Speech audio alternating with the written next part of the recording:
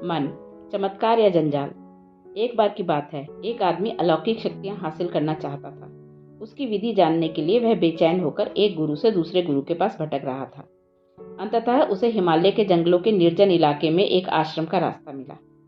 आश्रम के गुरु ने उसकी तलाश के मकसद को ताड़ लिया और उसे समझाया कि वह ऐसा ना करे। तुम इन शक्तियों का क्या करोगे? अगर तुम पानी पर चलना सीख भी लेते हो तो उससे क्या? 3 दिन बाद एक नाव बेहतर होगी। ऐसी व्यर्थ की तलाश में अपना जीवन नष्ट मत करो। इसके स्थान पर मैं तुम्हें ध्यान करना सिखा सकता हूँ। गुरु ने उसे रोकने के कई प्रयास किए, लेकिन वह आदमी अड़ा रहा। अंत में गुरु ने कहा, ठीक है, अगर तुम इतने ही अडिग हो तो कल सुबह 4 बजे नदी में नहाकर मेरे पास आ जाओ। मैं तुम्हें अलौकिक शक्तियों के रहस्य की दीक्षा दूंगा।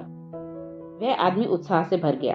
उसने सूर्योदय से पहले हिमालय की बर्फीली ठंडी नदी में डुबकी लगाई, जिससे उसका शरीर आधा नीला पड़ गया, और फिर वह बड़ी उम्मीद के साथ आकर अपने गुरु के सामने बैठ गया। गुरु ने कहा, देखो, यह बहुत सरल है। मेरे पास एक गुप्त मंत्र है। अगर तुम अगले 40 दिनों तक प्रतिदिन 3 बार इसका जाप करो तो सारी अलौकिक शक्तियां तुम्हारी हो जाएंगी। फिर उन्होंने मंत्र बताया, अस्तोमा सदगमया, मुझे असत्य से सत्य की ओर ले चलो।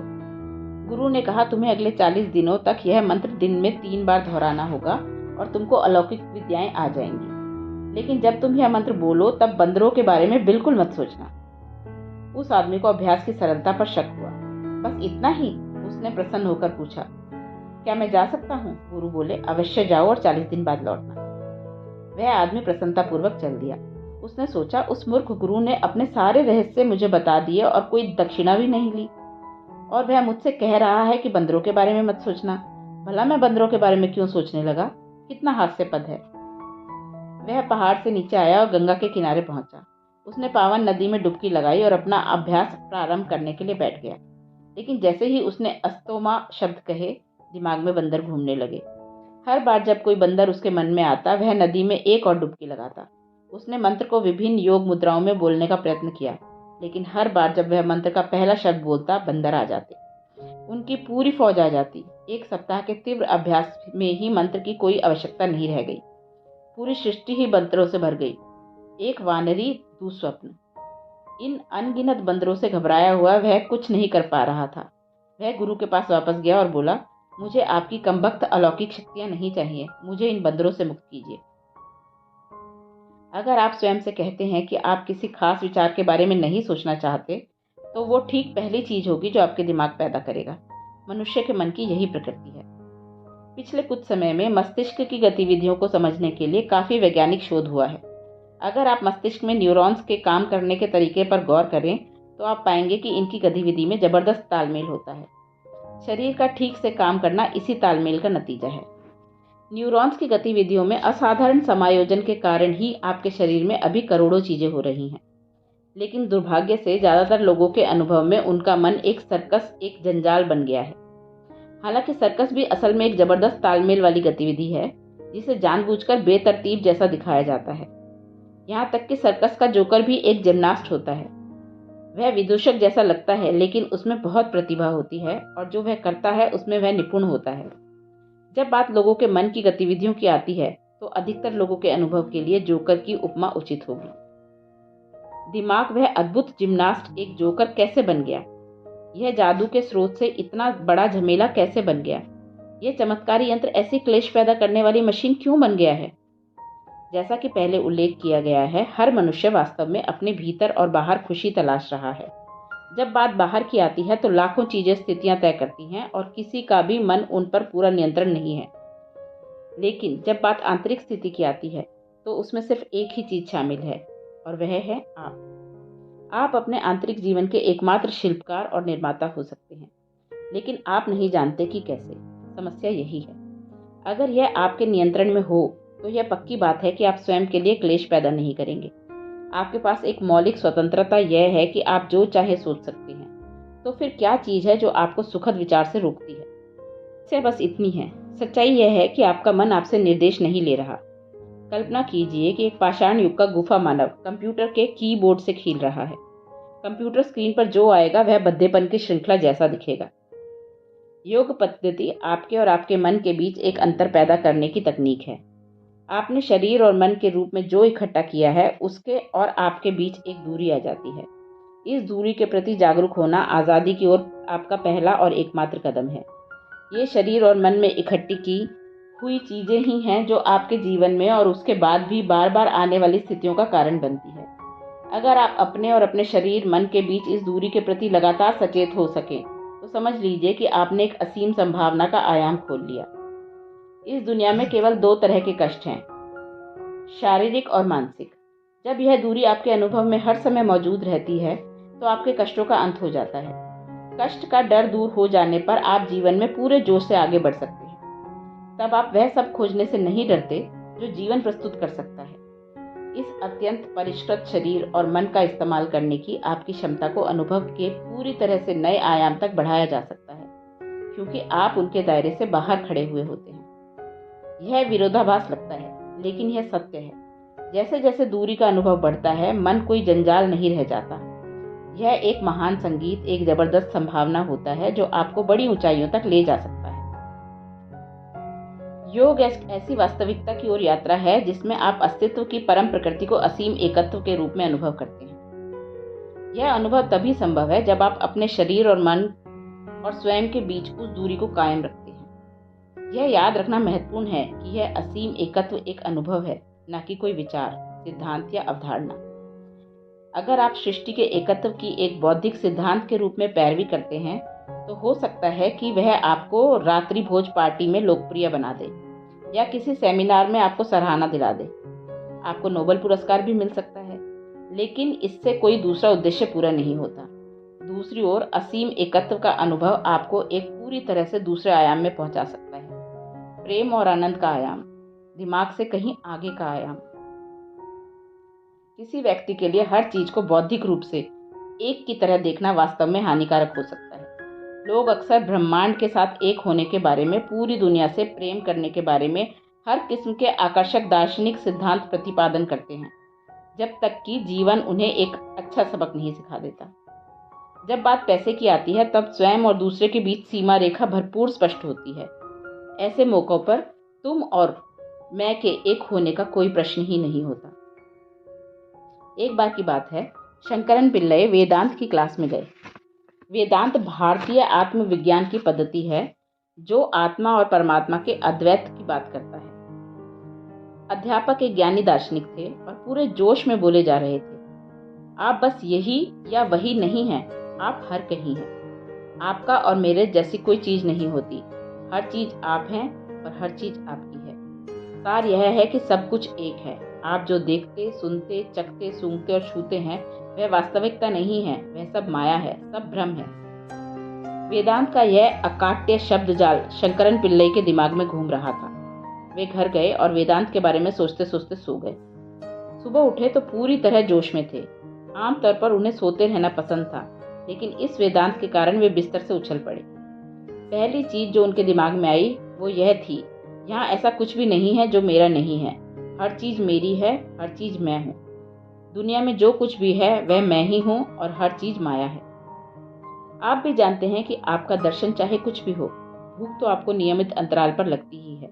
तो शंकरन पिल्लई अपने पसंदीदा रेस्टोरेंट में गए, काफी सारा नाश्ता ऑर्डर किया और खुद से यह कहकर बड़े चाव से खाने लगे, यह भोजन मैं ही हूँ, जो परोस रहा है वह भी मैं ही हूँ, जो खा रहा है वह भी मैं ही हूँ। वेदांत। उन्होंने अपना नाश्ता समाप्त किया। जब वे वेदांत की इतनी उच्च अवस्था में थे तो बिल देने जैसी साधारण चीजें उनके दिमाग में नहीं आई। वे उठे और बाहर जाने लगे। जब सब कुछ आपका है तो बिल देने का सवाल ही कहाँ उठता है।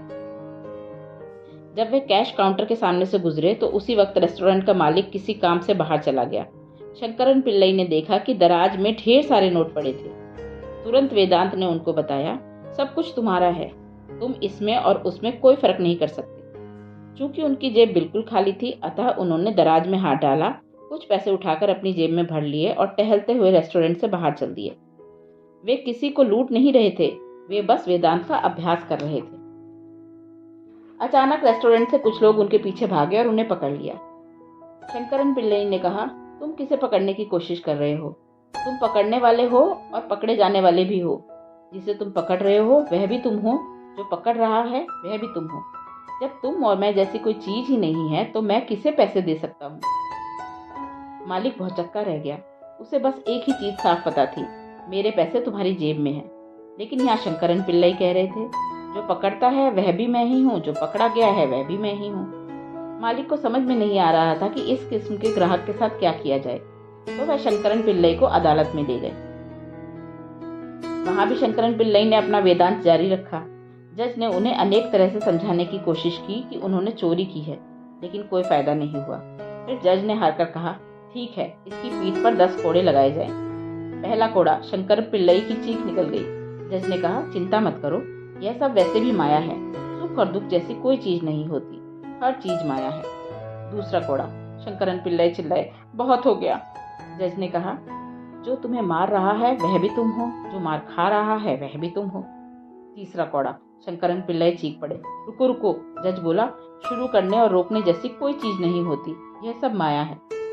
10 कोड़े पड़ने पर इसी तरह चलता रहा, लेकिन 10 कोड़े पूरे होने से पहले ही शंकरन पिल्लाई के अंदर से वेदांत साफ हो गया था। जब बौद्धिक समझ को अनुभव से प्राप्त बोध का सहारा नहीं होता, तो यह दिमागी उड़ान अधिक भ्रामक स्थितियों की ओर ले जा सकती है। लेकिन अगर एकत्व अनुभव के धरातल पर वास्तविकता बन जाता है तो कोई बचकानी हरकत नहीं होगी।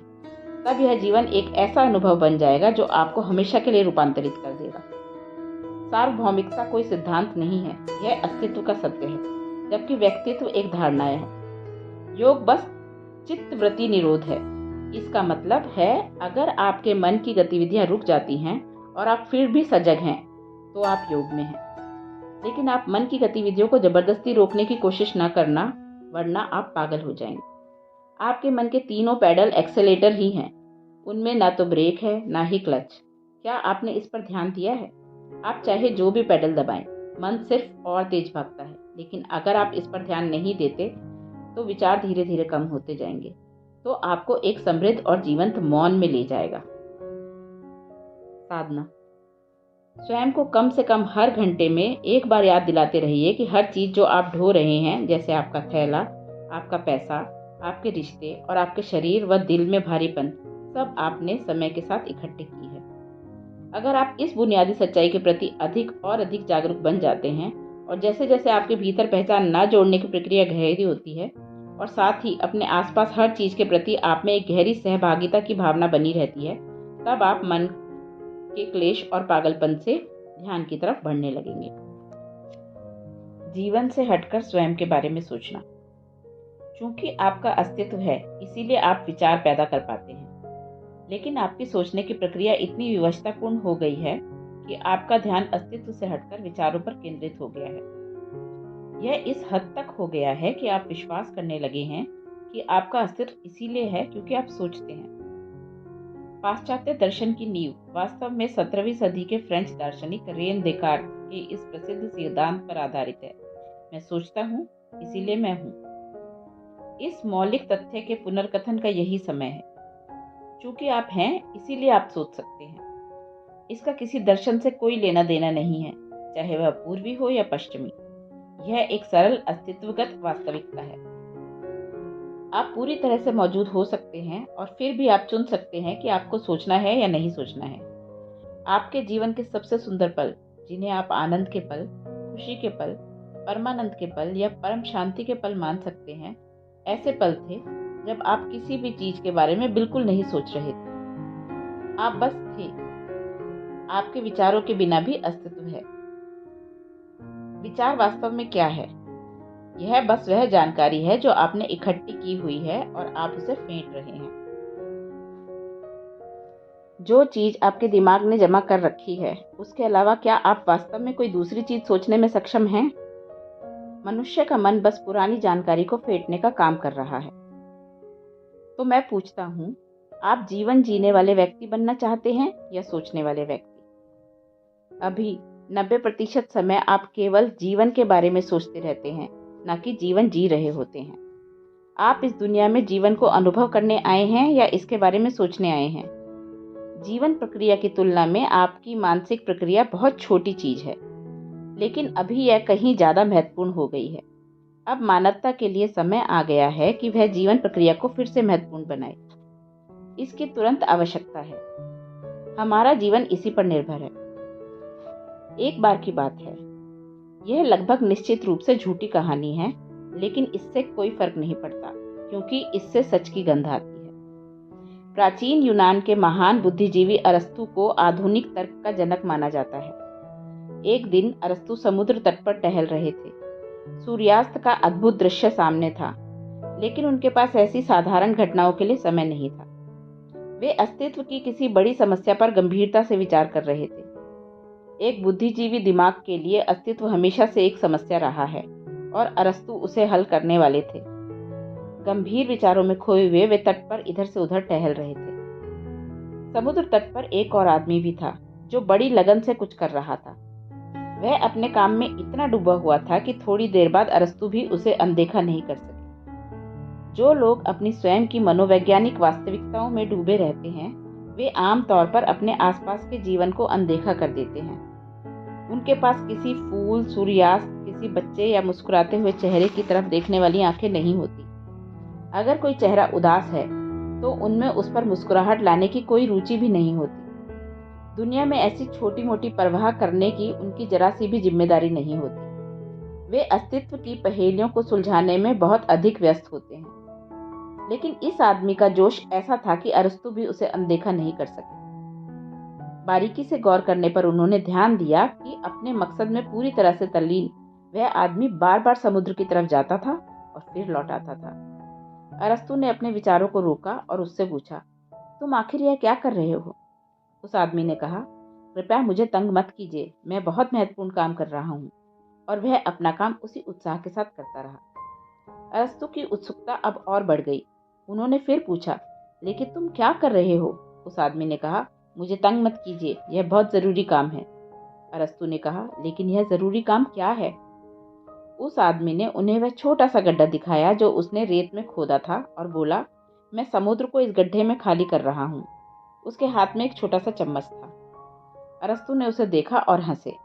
वैसे अरस्तु उस किस्म के आदमी थे जो जरा भी हंसे बिना पूरा साल बिता सकते थे। हंसने के लिए दिल चाहिए, बुद्धि हंस नहीं सकती, वह केवल चीरा लगाकर काट सकती है। लेकिन इस बात पर अरस्तु भी जोर से हंस पड़े और उन्होंने कहा, यह क्या मजाक है? तुम जरूर पागल हो। क्या तुम जानते नहीं कि यह समुद्र कितना विशाल है? तुम कभी भी इस छोटे से गड्ढे में इस समुद्र को कैसे खाली कर सकते हो, और वह भी एक चम्मच से? कम से कम तुम्हारे पास एक बाल्टी होती तो इसकी कोई संभावना भी हो सकती थी। कृपया इसे छोड़ दो, यह निरा पागलपन है। उस आदमी ने अरस्तु की ओर देखा, चम्मच नीचे फेंका और कहा, मेरा काम तो पूरा हो गया। अरस्तु ने कहा, क्या मतलब? समुद्र का खाली होना तो दूर, वह गड्ढा भी नहीं भरा, तुम्हारा काम कैसे हो गया? वह आदमी खड़ा हो गया और बोला, मैं समुद्र को इस गड्ढे में एक चम्मच से खाली करने की कोशिश कर रहा हूँ। आप मुझे बता रहे हैं कि यह पागलपन है, लेकिन आप खुद क्या करने की कोशिश कर रहे हैं? क्या आप जानते हैं यह अस्तित्व कितना विशाल है? इसमें इसके जैसे करोड़ों से भी अधिक समुद्र समा सकते हैं, और आप इसे अपने सिर के छोटे से गड्ढे में खाली करना चाहते हैं, और वह भी किस चीज से? विचारों के चम्मच से। कृपया इसे छोड़ दीजिए, यह और भी बड़ी बेवकूफी है। वह दूसरा आदमी हेराक्लिटस था, एक और यूनानी दार्शनिक। एक पल में उसने अरस्तु को दिखा दिया कि अपने तर्क को जीवन के प्रत्येक पहलू में लगाकर वे अपने अस्तित्व को कितना अपंग बना रहे थे। अगर आप जीवन के अनुभव जनित आयाम को जानना चाहते हैं तो आप इस तुच्छ विचार प्रक्रिया से कभी नहीं जान पाएंगे। आपके पास चाहे आइंस्टीन का दिमाग ही क्यों ना हो, फिर भी आपकी विचार प्रक्रिया तुच्छ होगी, क्योंकि विचार जीवन से बड़ा नहीं हो सकता। विचार केवल तर्कपूर्ण ही हो सकता है, जो दो विपरीत ध्रुवों के बीच काम करता है। अगर आप जीवन को उसकी विशालता में जानना चाहते हैं तो आपको बुद्धि से अधिक किसी चीज की जरूरत होती है। आपके पास यही बुनियादी विकल्प है। आप या तो सृष्टि के साथ जीना सीख लें, या फिर आप अपने सिर में अपनी ही सृष्टि की रचना कर लें। आप कौन सा विकल्प चुनना चाहते हैं? यह धरती समय से घूम रही है, यह कोई मामूली घटना नहीं है। सारी आकाशगंगाएं बिल्कुल ठीक से चल रही हैं। पूरा ब्रह्मांड भी बहुत बढ़िया काम कर रहा है। लेकिन आपके दिमाग में एक छोटा सा घटिया विचार रेंग रहा है और आपका दिन खराब हो जाता है। समस्या यह है कि आप एक मनोवैज्ञानिक जगह पर रह रहे हैं जिसका वास्तविकता से कोई संबंध नहीं, और आप असुरक्षित हैं क्योंकि वह किसी भी क्षण नष्ट हो सकती है। आपने बुद्ध के बारे में सुन रखा है। उनका नाम सिद्धार्थ गौतम था और वे एक बुद्ध बने। गौतम अकेले ही बुद्ध नहीं थे। जो व्यक्ति बुद्धि, जीवन के विभेदकारी और तार्किक आयामों से ऊपर उठ चुका है, वही बुद्ध है। मनुष्य ने दुखी रहने के लाखों तरीके खोज लिए हैं। इन सबको बनाने की मशीन बस आपके दिमाग में ही है। एक बार जब आप अपने दिमाग के साथ पहचान जोड़ना बंद कर देते हैं, तब आप सीमाओं से परे जीवन को अनुभव करने के लिए स्वतंत्र होते हैं। बुद्ध होने का मतलब है कि आप अपनी स्वयं की बुद्धि के दर्शक बन गए हैं। जैसे कि हमने पहले कहा है, योग का सार बस यही है, उस स्थिति पर पहुंचना जहां आप और आपके दिमाग के बीच एक स्पष्ट दूरी होती है। एक बार जब ऐसा होता है तो बढ़ी हुई स्पष्टता, समझ और आज़ादी का जीवन प्रारंभ हो जाता है। यही स्वतंत्रता का जन्म है। साधना। आप यह आसान सा अभ्यास आजमा सकते हैं। अपने नल को इस तरह से खोलिए कि हर मिनट उससे बस 5 या 10 बूंद पानी ही गिरे। अब अगर आप हर बूंद को बहुत ध्यान से देखते हैं, यह कैसे बनती है, कैसे गिरती है, कैसे जमीन से टकराकर बिखर जाती है, हर दिन इसे 15 से 20 मिनट तक कीजिए। आप धीरे धीरे अपने भीतर और अपने आसपास की कई चीज़ों के बारे में जागरूक हो जाएंगे, जिनके बारे में अभी आप बिल्कुल बेखबर हैं। यह सरल अभ्यास संवेदनशीलता और स्पष्टता की ऐसी प्रक्रिया शुरू कर सकता है जिससे आप अपनी कल्पना से भी कहीं अधिक हासिल कर सकते हैं। इस आसान प्रक्रिया में आप वास्तव में योग के एक अंग, धारणा में प्रवेश करते हैं, जिसका अर्थ है वह जिसका प्रवाह होता है। हम यहाँ पानी की बात नहीं कर रहे। यह आपका ध्यान यानी आपकी चेतना है। इसमें प्रयास यह है कि आपके ध्यान को पानी के साथ जोड़कर गतिशील बनाया जाए। यह निरीक्षण करने या सराहना करने का अभ्यास नहीं है। यह आपके ध्यान को, जो एक छिटपुट और रुक रुक कर चलता है, एक सतत प्रवाह में बदलने का अभ्यास है। पहचान की जंजीर। बुद्धि पैने चाकू जैसी होती है। इसका काम वास्तविकता को काटकर देखना है, जिससे आप में एक चीज और दूसरी चीज के बीच अंतर करने की काबिलियत आती है। अगर चाकू को बिना कठिनाई के चलाना है, तो यह महत्वपूर्ण है कि वह जिसे काटे उससे चिपका न रहे। जाहिर है कि एक चिपकने वाला चाकू अधिक काम का नहीं होगा। मान लीजिए आज आपने केक काटने के लिए चाकू का इस्तेमाल किया। कल आप उससे मांस काटते हैं, परसों आप फल काटते हैं। अगर इन सभी चीजों के कुछ अंश चाकू से चिपके रहते हैं, तो कुछ समय बाद यह बेकार का औजार हो जाएगा। आपने ऐसा अनुभव शायद पहले भी किया होगा। अगर आप प्याज काटने के बाद आम या सेब काटते हैं, तो सबका स्वाद प्याज जैसा लगने लगता है। वह चाकू काम की चीज से अधिक व्यर्थ की चीज लगने लगता है। या दूसरे शब्दों में कहें, एक बार जब आपकी बुद्धि की पहचान किसी चीज के साथ जुड़ जाती है, तो यह उस पहचान से बन जाती है और तब आपको दुनिया का पूरी तरह से विकृत अनुभव होता है। एक बार की बात है, राजनीतिक कारणों से महान बादशाह अकबर को अपनी मां से अलग होना पड़ा, तो उनकी देखभाल के लिए एक औरत को रखा गया, जिसका अपना भी एक बेटा था। उस औरत ने अकबर को अपना दूध पिलाया और बाद में उसे इसके लिए इनाम दिया गया। उसका बेटा उम्र में अकबर से थोड़ा बड़ा था। उसे कुछ गांव दिए गए और एक छोटा राजा बना दिया गया। कई सालों बाद अकबर मशहूर बादशाह बन गए, लेकिन उस लड़के के पास अपना राज्य चलाने की बुद्धि और क्षमता नहीं थी, और जो कुछ भी संपत्ति उसको दी गई थी, उसने सब लुटा दी। वह बहुत गरीब हो गया। जब वह 32 साल का हुआ, तो उसके मन में एक शानदार विचार आया।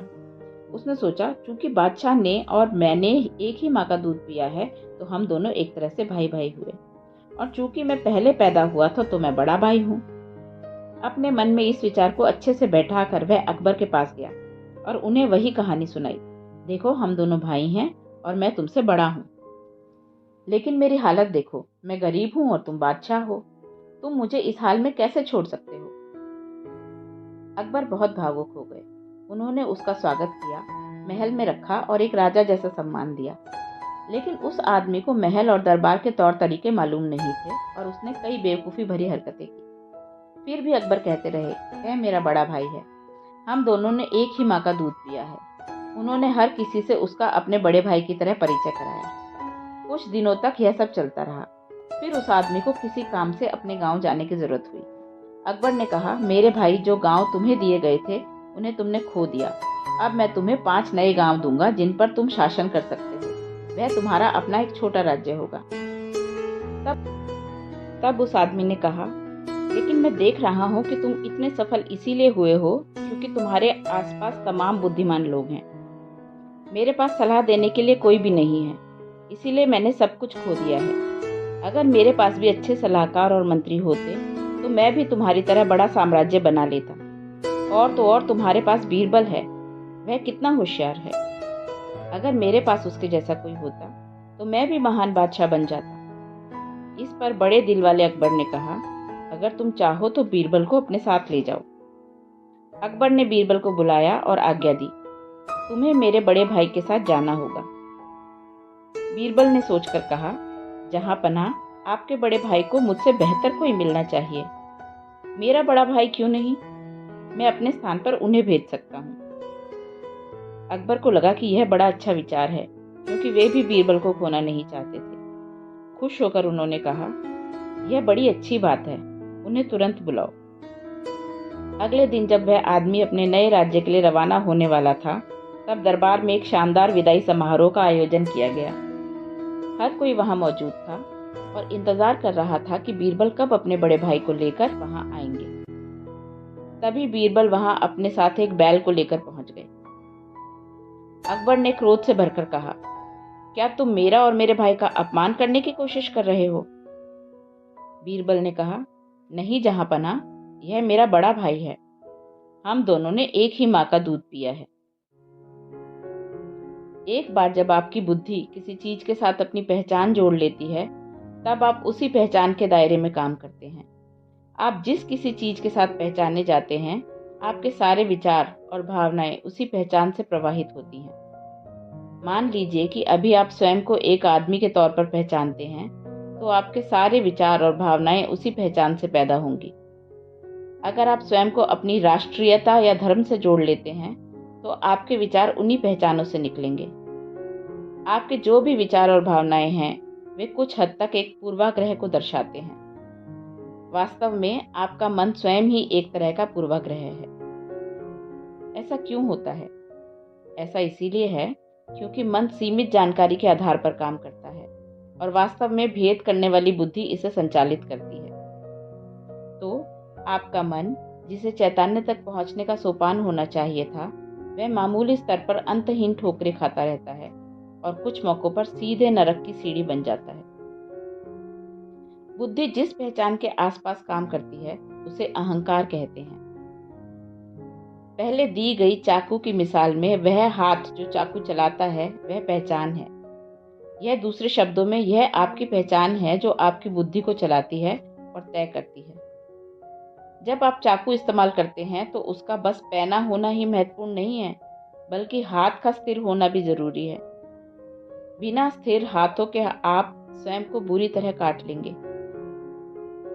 अधिकतर मनुष्य बाहरी परिस्थितियों के कारण पीड़ा और दुख से नहीं गुजरते।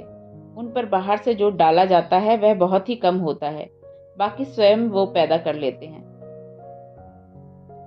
एक बार जब आपकी पहचान किसी ऐसी चीज से जुड़ जाती है जो आप नहीं हैं, तो आपका मन एक्सप्रेस ट्रेन बन जाता है जिसे कोई रोक नहीं सकता। अगर आपने मन को पूरा एक्सेलेटर दबाकर चलाया और फिर ब्रेक लगाना चाहा, तो यह काम नहीं करेगा। लेकिन अगर आप स्वयं को हर उस चीज से अलग कर लेते हैं जो आप नहीं हैं, जो आपकी पहचान थी, उसको अगर आप हटा लेते हैं, तो आप देखेंगे कि दिमाग बस कोरा और खाली हो जाता है। जब आप इसे इस्तेमाल करना चाहें, आप कर सकते हैं। बाकी समय वह बस खाली रहेगा, सभी मनोवैज्ञानिक हलचलों से मुक्त। इसे ऐसे ही होना चाहिए। लेकिन अभी आप तमाम पहचानों से जुड़े हुए हैं और साथ ही अपने आप मन को रोकना चाहते हैं। यह बिल्कुल कारगर नहीं होगा। इससे फर्क नहीं पड़ता कि आप स्वयं को क्या समझते हैं। जब मृत्यु आती है तो हर पहचान मिट जाती है। अगर मनुष्य इसे स्वयं मिटाना सीख लेता है तो जीवन आनंदमय हो जाएगा। अगर आप अपनी बुद्धि को किसी भी पहचान से नहीं उलझाते, जैसे शरीर, लिंग, परिवार, योग्यता, समाज, वंश, जाति, धर्म, समुदाय, राष्ट्र, यहाँ तक कि प्रजाति भी, तो आप स्वाभाविक रूप से अपनी परम प्रकृति की तरफ अग्रसर होंगे।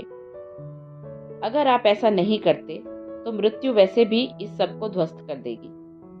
आपको इस बारे में संदेह करने की आवश्यकता नहीं है। अगर आप अपनी बुद्धिमत्ता का इस्तेमाल करते हैं और अपनी परम प्रकृति तक पहुंचने की कोशिश करते हैं, तो उसे ज्ञान योग कहते हैं। ज्ञान योगी अपनी पहचान को किसी भी चीज से जोड़ने का खतरा मोल नहीं लेते। अगर वे ऐसा करते हैं तो यह इस मार्ग पर उनकी यात्रा का अंत होगा। लेकिन दुर्भाग्य से कम भारत में ज्ञान योग के साथ कुछ ऐसा हुआ है कि इसकी पैरवी करने वाले लोग तमाम चीजों में विश्वास करते हैं। मैं सार्वभौम आत्मा हूँ, मैं परम हूँ, मैं परमात्मा हूँ वगैरह। वे सब कुछ जानते हैं, ब्रह्मांड की व्यवस्था से लेकर आत्मा का आकार और लंबाई चौड़ाई तक। उन्होंने ये सारी बातें किताबों में पढ़ी है। यह ज्ञान योग नहीं है। किसी चीज के बारे में आपकी जानकारी जो आपके लिए जीता जागता अनुभव नहीं है, वह बस विशुद्ध कचरा है और उसके कोई मायने नहीं है। हो सकता है कि वह बहुत पवित्र कचरा हो, लेकिन वह आपको मुक्त नहीं करता, वह आपको सिर्फ उलझाता है। एक दिन की बात है, एक बैल मैदान में चर रहा था। चरते चरते वह घने जंगल में चला गया। कई हफ्तों तक ताजी हरी घास खाकर वह मोटा ताजा हो गया। एक दिन एक ऐसे बूढ़े शेर ने, जो बड़ी मुश्किल से शिकार कर पाता था, उस मोटे ताजे बैल को देखा। वह उस पर कूद पड़ा और मारकर खा गया। उसका पेट पूरी तरह भर गया। परम तृप्त होकर वह दहाड़ उठा। कुछ शिकारी वहां पास से गुजरे थे। उन्होंने दहाड़ सुनी, शेर को ढूंढ निकाला और उसे गोली मार दी। कहानी से शिक्षा: जब आप बकवास से लबालब भरे हुए हों तो आपको मुंह नहीं खोलना चाहिए। चंद लोगों के पास ही ज्ञान योग के मार्ग पर चलने के लिए जरूरी बुद्धि होती है। ज्यादातर लोगों को भारी मात्रा में तैयारी की आवश्यकता होती है। बुद्धि को छुरी जैसे पैनीस बनाने के लिए एक पूरी योग पद्धति है, ताकि उस पर कुछ भी न चिपके। इसमें बहुत वक्त लगता है, क्योंकि मन बड़ा मक्कार होता है। वह लाखों तरह के भ्रम पैदा कर सकता है। ज्ञान योग को एकमात्र मार्ग के रूप में अपनी आध्यात्मिक साधना का हिस्सा बनाना एक व्यवहारिक विकल्प है, लेकिन यह केवल गिने चुने लोगों के लिए ही है। साधना: बस 1 घंटे के लिए बिल्कुल अकेले बैठिए। न पढ़िए, न टीवी देखिए, न फोन पर बात कीजिए, किसी से कोई संवाद मत कीजिए, कुछ भी मत कीजिए। बस इस बात पर गौर कीजिए कि उस 1 घंटे के दौरान आपके मन में किस तरह के विचार हावी होते रहते हैं। भोजन, सेक्स, आपकी कार, आपका फर्नीचर, गहने या कुछ और। अगर आप यह पाते हैं कि आप बार बार लोगों या चीज़ों के बारे में सोचते हैं, तो आपकी पहचान असल में आपके शरीर से है। अगर आपके विचार इस बारे में हैं कि आप दुनिया में क्या करना चाहेंगे, तो आपकी पहचान वास्तव में आपके मन से है। दूसरी हर चीज इन दो पहलुओं के जटिल मेल से जुड़ी है। यह आकलन नहीं है, यह बस इतना जानने का तरीका है कि आप जीवन के किस चरण में हैं, आप कितनी तेजी से विकास करना चाहते हैं, और यह आपके चुनावों पर निर्भर करता है। बुद्धि को जागरूक बनाएं। योग पद्धति के वर्गीकरण के अनुसार मन को 16 आयामों में बांटा गया है। इन 16 को 4 भागों में रखा गया है। मन के अंतर करने वाले आयाम को बुद्धि कहते हैं। मन के संचय करने वाले आयाम यानी स्मृति को मानस कहते हैं। यह जानकारी इकट्ठी करता है। इसका जो तीसरा आयाम है उसे जागरूकता या प्रज्ञा या चित्त कहते हैं। यह बुद्धि और स्मृति से परे है। चौथे आयाम अहंकार के बारे में हम पहले बात कर चुके हैं। इससे आपको अपने व्यक्तित्व और पहचान का बोध होता है। पहला आयाम बुद्धि आपके जीवन को चलाने के लिए अत्यंत महत्वपूर्ण है। आप एक इंसान और एक पेड़ में सिर्फ इसीलिए अंतर कर पाते हैं क्योंकि आपकी बुद्धि काम कर रही होती है। आप जानते हैं कि आपको दरवाजे से होकर जाना है या दीवार में से नहीं, क्योंकि आपकी बुद्धि काम कर रही होती है। भेद करने वाले इस आयाम के बिना आप इस धरती पर काम नहीं चला सकते। अधिक जटिल और परिष्कृत स्तरों पर बुद्धि ने मानव संस्कृति और सभ्यता के विकास में असाधारण योगदान दिया है। लेकिन हमारे दौर की समस्या यह है कि बुद्धि जरूरत से ज्यादा महत्वपूर्ण भूमिका निभाने लगी है। आधुनिक शिक्षा ने मन के इस आयाम के पूरी तरह से एक तरफा विकास को प्रोत्साहित किया है। बुद्धि की प्रकृति हर चीज को विभाजित करने की है, तो मानवता थोक भाव में विभाजित करने, भेद करने और काटने की यात्रा पर चल पड़ी है। हमने हर चीज के टुकड़े कर डाले हैं, यहाँ तक कि अदृश्य परमाणु को भी टुकड़े टुकड़े कर दिया है।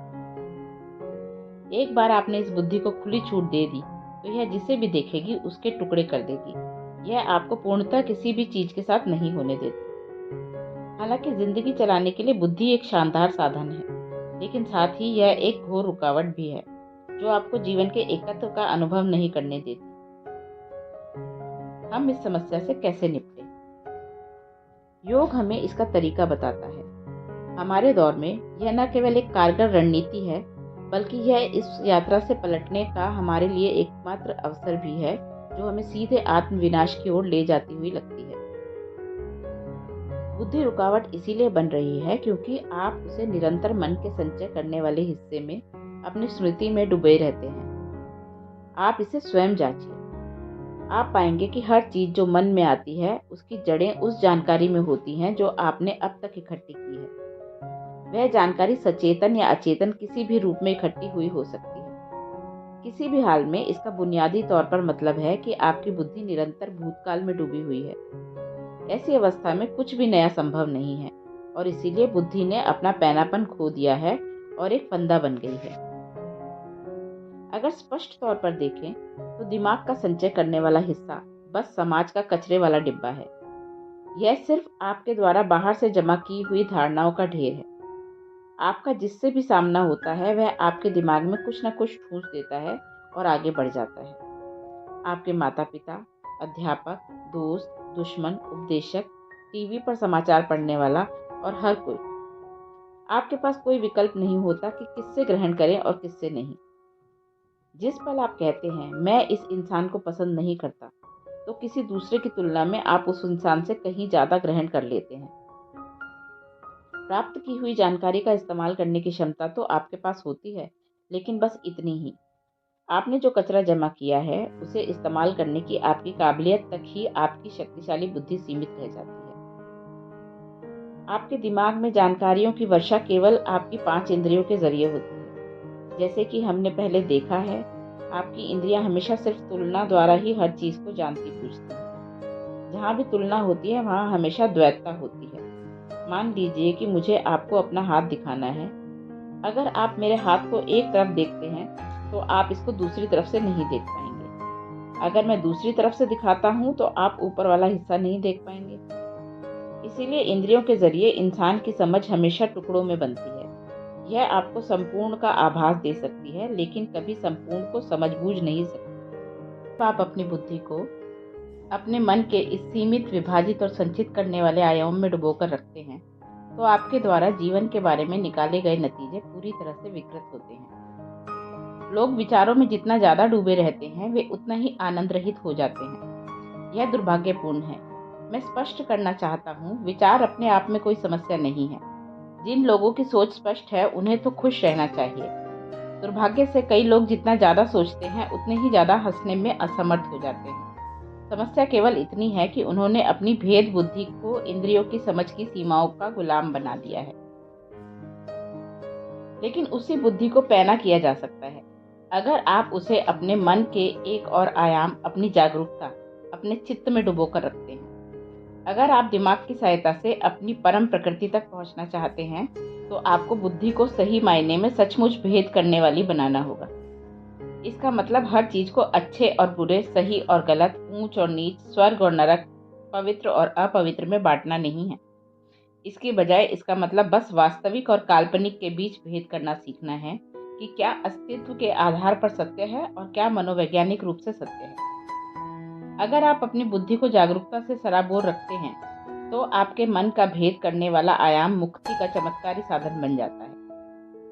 यह चाकू की तरह पैना हो सकता है, सत्य को असत्य से काटकर अलग कर सकता है और आपको जीवन के बिल्कुल अलग आयाम में पहुंचा सकता है। अपनी बुद्धि को स्मृति और पहचान के झोले में रखने के बजाय उसे अपनी जागरूकता की म्यान में रखना सीखिए। ऐसा करने पर यह जबरदस्त साधन सहजता से परम की ओर बढ़ सकता है। साधना। अगर आप तनी हुई रस्सी पर चलते हैं तो आपके पास जागरूक रहने के अलावा कोई और रास्ता नहीं होता। अगर आपकी बुद्धि लगातार अच्छे और बुरे में से चयन कर रही है तो यह पूर्वाग्रह ग्रस्त बुद्धि बन गई है, और जब यह दुनिया को अच्छे और बुरे में छांटने में व्यस्त हो तब आप शर्तिया रस्सी से गिर जाएंगे। उस रस्सी के शाब्दिक अर्थ पर मत जाइए। आप बस शरीर की हरकतों और हाव भाव में कुछ हद तक सटीकता लाने की कोशिश कर सकते हैं। अगर आप हठ योग साधना करते हैं तो यह खुद ब खुद होना चाहिए। उदाहरण के लिए, अगर आप फर्श पर सीधी लाइन देखते हैं तो सहज गति कायम रखते हुए उस लाइन की सीध में चलने की कोशिश कीजिए।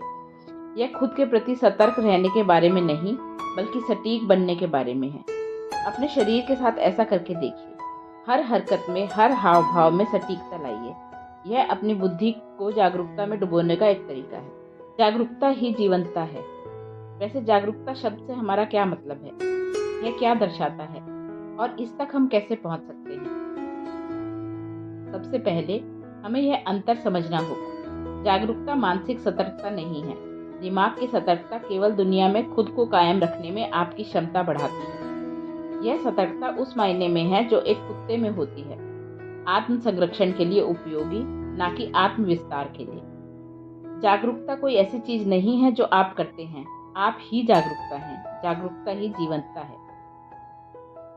आधुनिक समाज ने खुद को संकट में डालकर मन के जिस आयाम को पूरी तरह अनदेखा कर दिया है, वह है जागरूकता या चित्त। यह वह प्रज्ञा है जो स्मृति से पूरी तरह से बेदाग है।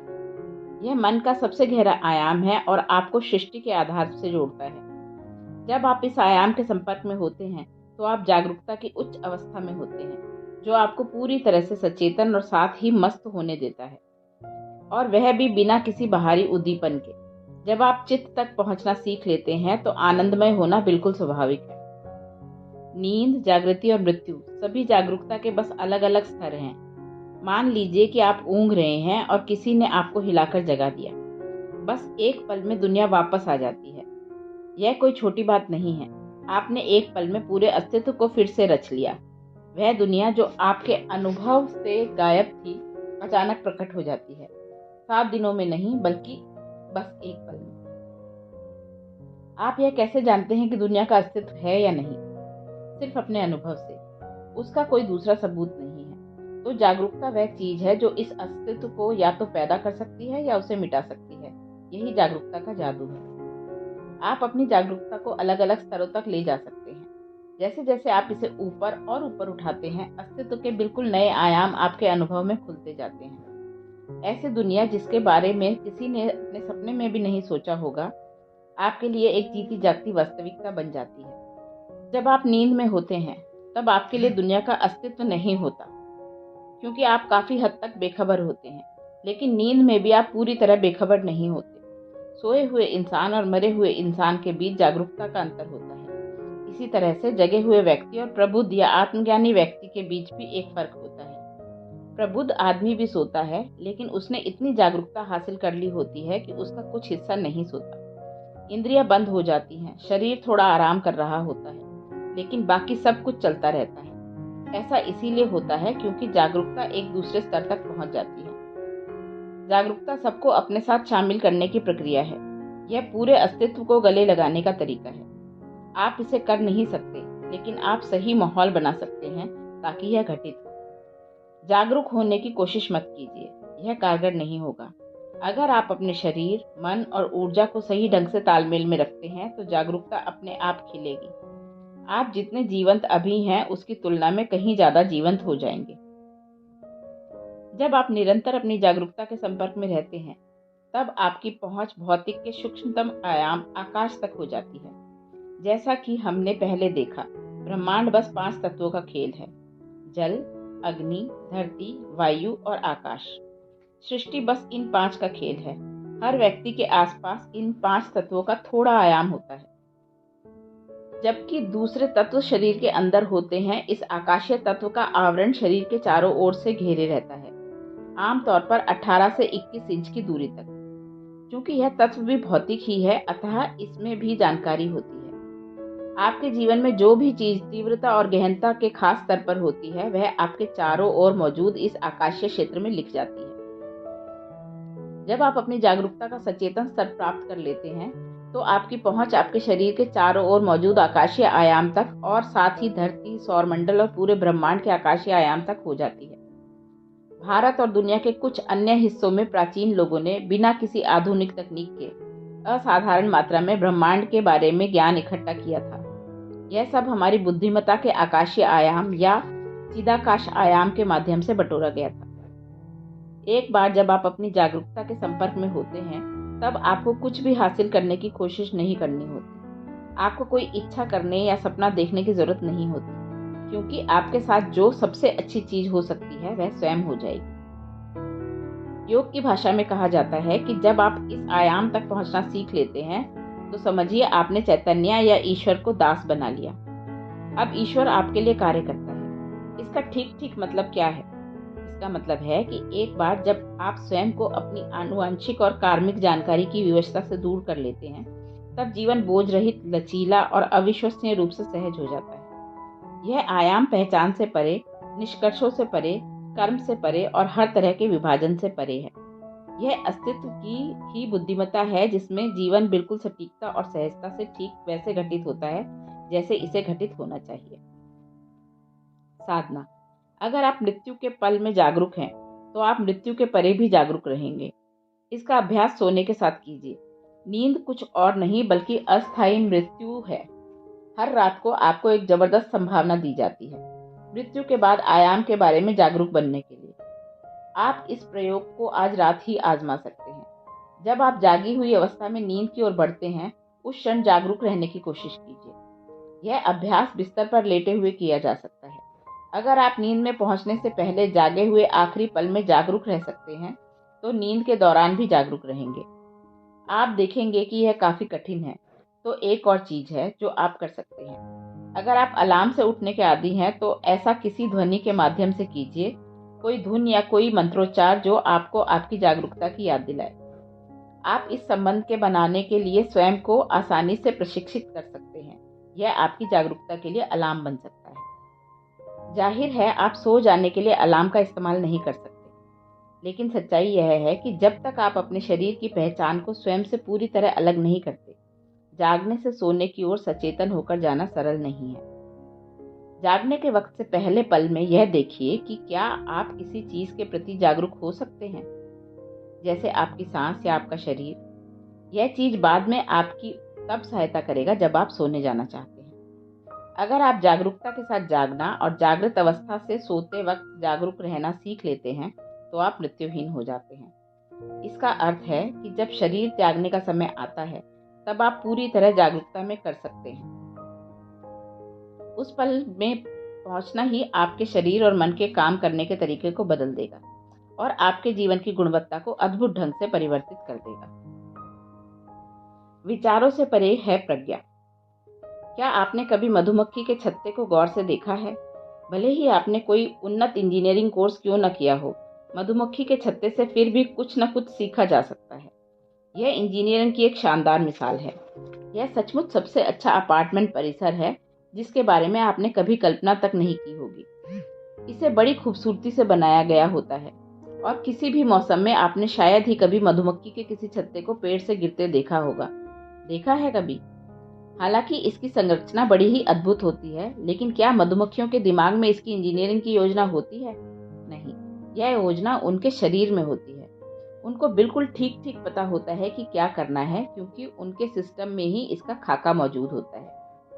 आध्यात्मिक ज्ञान भी हमेशा इसी तरह दिया जाता है, विचारों से नहीं, शब्दों से नहीं, बल्कि ठीक उसी तरह से जैसे एक मधुमक्खी छत्ता बनाने की समझ को पीढ़ी दर पीढ़ी देती है। यह एक प्रकार से प्रज्ञा का वैसा संचार या डाउनलोड है।